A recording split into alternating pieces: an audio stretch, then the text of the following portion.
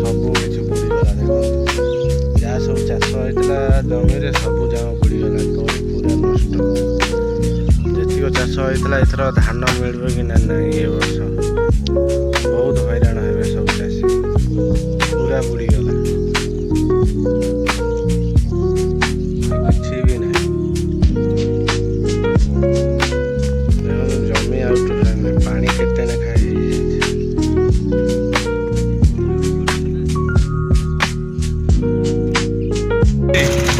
ଦେଖିଲା ବେଳକୁ ଯାହା ତ ବୁଡ଼ିଛି ଆଉ ଟୋଟାଲ ଉପରେ ଧାନ ଏ ବର୍ଷ ଟୋଟାଲ ନାହିଁ, କାହାର ବି ନାହିଁ, ସବୁ ଯାକ ବୁଡ଼ିଛି। ଦେଖନ୍ତୁ କେତେ ପାଣି, ଆଉ ଏ ପାଣିରେ ଆଉ କ'ଣ କରିବା।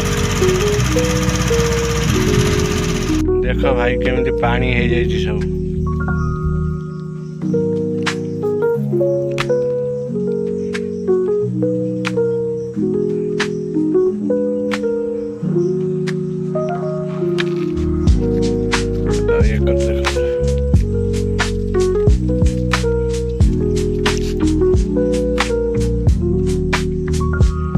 ପାଣି ବହୁତ ପାଣି ହେଇଗଲାଣି, ଘର ବାରି ସବୁ ପାଣି ପଶିଗଲାଣି।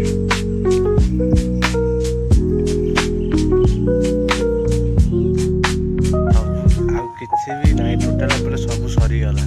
ମାନେ ଏମିତି ବର୍ଷା ହେଲା ଯେ ଏମିତି ପାଣି ହେଲା ଯେ ଯେତିକି ଜମି ଆମର ଚାଷ ହେଇଥିଲା ସବୁ ଯାକ ପାଣିରେ ବୁଡ଼ିଗଲା। ଆଉ ଟୋଟାଲ ଉପରେ କିଛି ବି ନାହିଁ।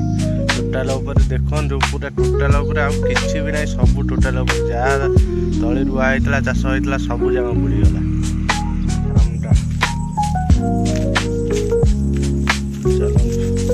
ଆମ ଫାର୍ମକୁ ଯିବା, ପାଣି ସବୁଆଡ଼େ,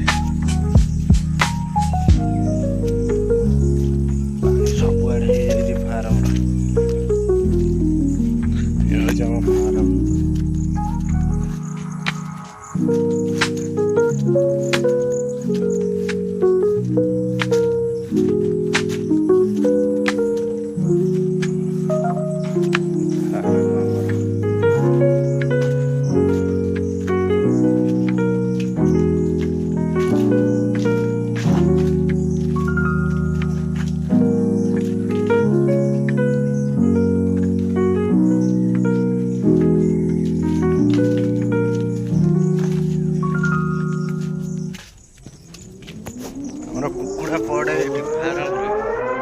ଆମର କୁକୁଡ଼ା ପଡ଼େ ଏଠି ଫାର୍ମରେ, ବାପାଙ୍କର ଗାଡ଼ି ଆକ୍ସିଡେଣ୍ଟ ହେଇଯାଇଛି ବୋଲି ସେଥିପାଇଁ ଆଉ କୁକୁଡ଼ା ବି ପଡ଼ୁନି।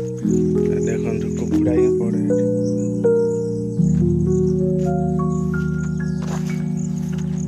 ହେଉଛି ଆମ କୁକୁଡ଼ା ଫାର୍ମ ଏଇଟା।